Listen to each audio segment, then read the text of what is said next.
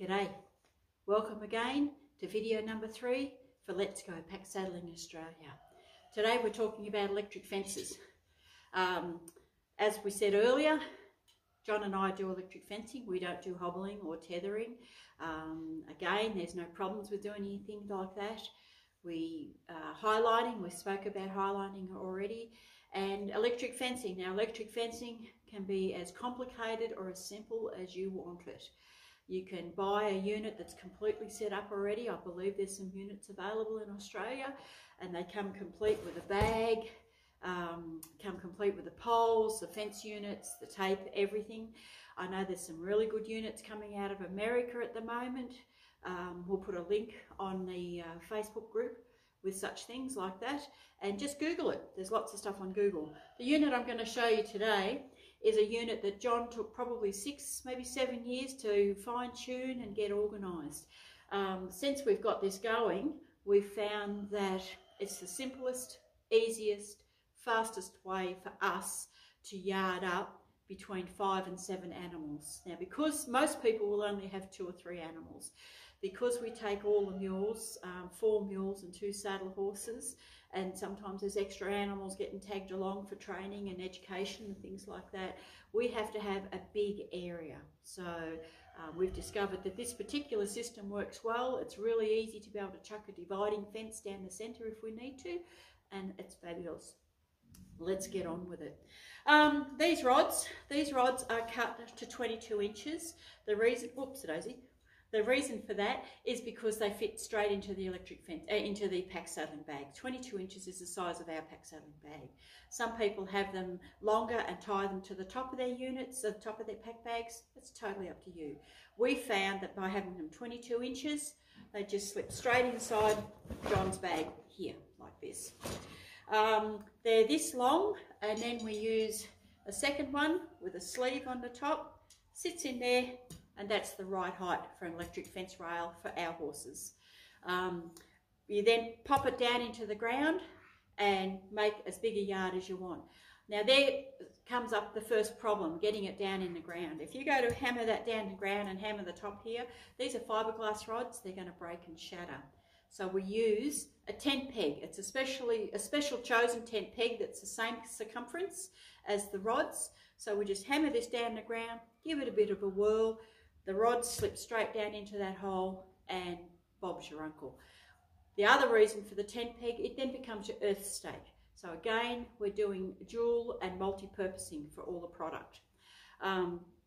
Once you've got that in the ground, you can then go right out around. With the corner here, I don't know whether you can see these or not, this one here has 2 attachments on it. The reason for that, this is actually a corner post. So when it sits there like that, the tape comes through like that. So that's your electric fence. I'll show you over there a bit later on. That's your electric fence. Because it's a corner unit, you can then run a guy rope from here down to the ground, and it doesn't matter what pressure you put on here, the guy rope's going to stop it from bending in. This works really, really well. Now, some people say, why do you electric fence? Why don't you just tie off around the trees? Well, there's no reason that you can't do that, but there's a lot of campsites don't have the trees. And if they do have the trees, there's no grass underneath them. And the whole idea for us to put the electric fencing out is to let the horses graze. They're not hobbled, so that they can stretch, they can roll, they can lay down.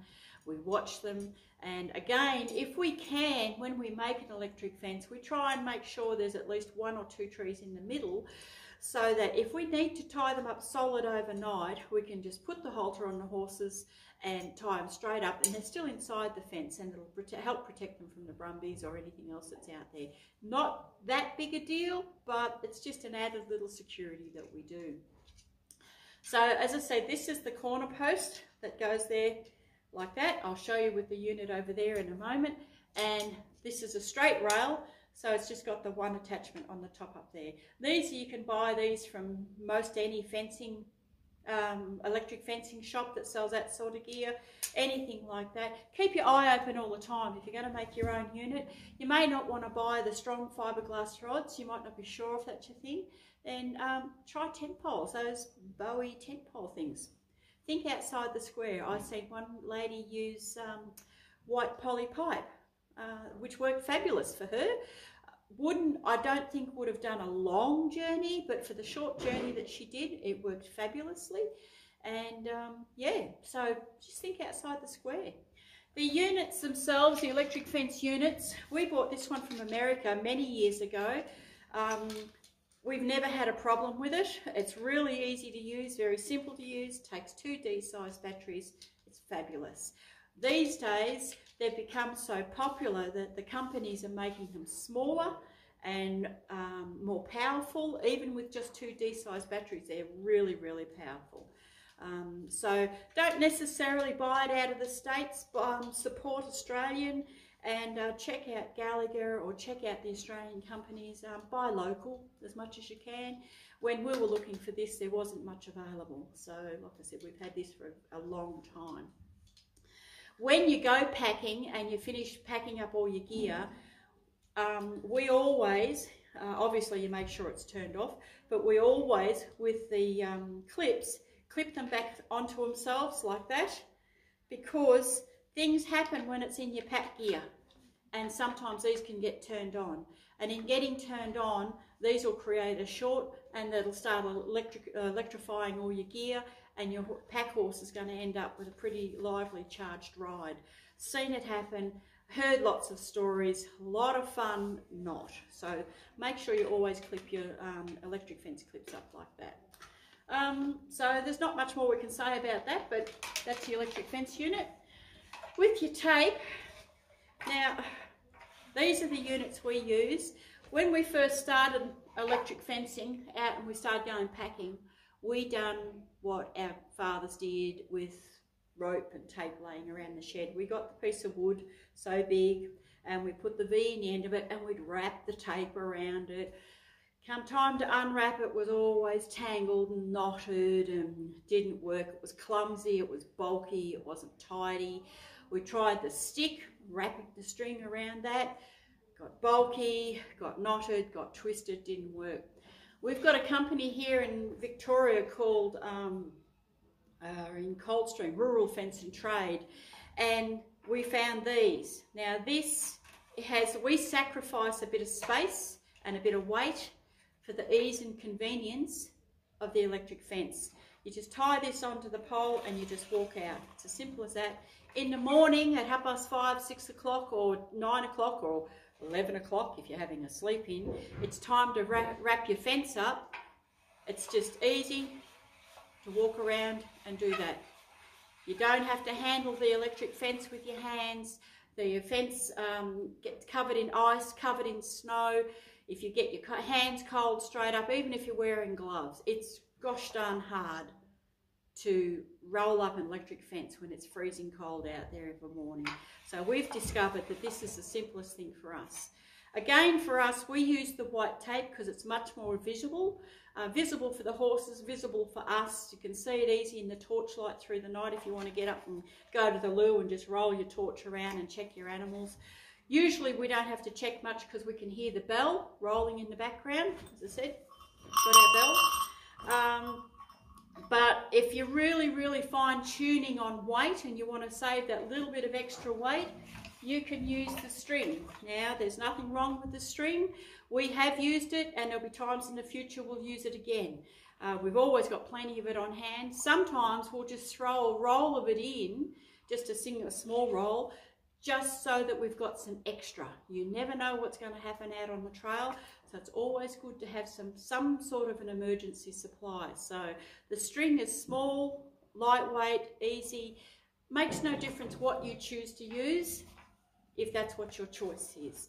Like I said, we personally go for the white tape because it's much more visible and it's easy. So that's what we do. Now when you electric fence, I've set some up here in the hay bales. Please excuse me for not doing it out in the bush, but I just figure let's stick with the theme of the shed. So we see here we've got this one here. I don't have this one tied back, and as you can see, it's going to pull over because it doesn't have that back corner string. So I'll just move around here. Hopefully the camera will follow me. Come on, camera, follow me. And as this is a corner one, and I've got it tied down there, and it doesn't matter what happens there, it's not going to pull in. So that's a really good one. Again, over here, this is a corner one. The fence post, you can pull it in nice and firm and tight, and it's not going to release and let go. When it's time to pull the fence down, it's really easy. You just unhook it. There you go.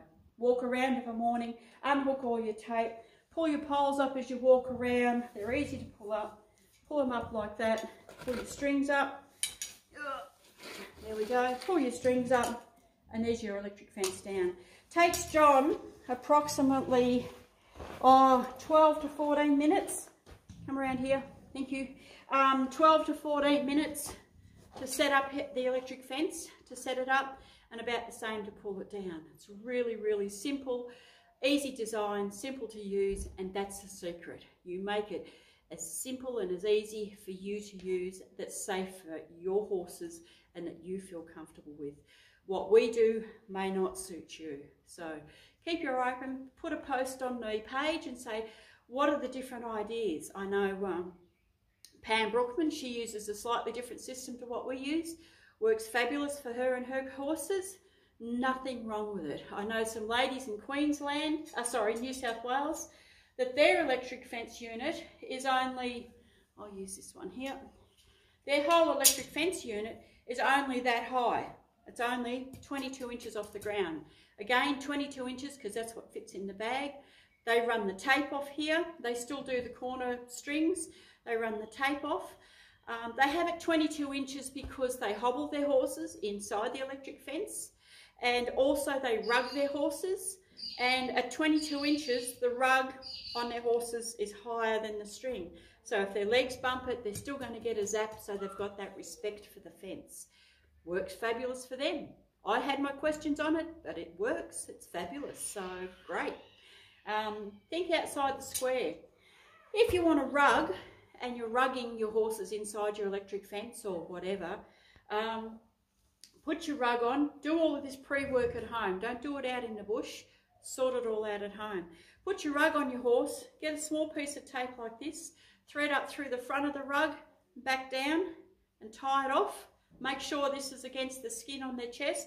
When they lean over the electric fence at home and this touches and zaps, they're not going to go over and start leaning over your electric fence again. Only have to do it a couple of times. It's no load to carry on the front of the rug, and definitely well worth the effort. When you set your unit up, again, set it up at home, set it up and make sure it works really well and that your horses are very, very respectful of your electric fence. There's nothing worse than getting up at night. We've had to do this on some of our journeys where other peoples have had horses.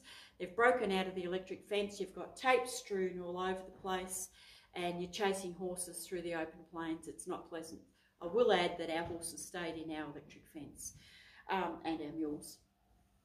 What else is there? When we set up our yards, this is the bag that we had specially made.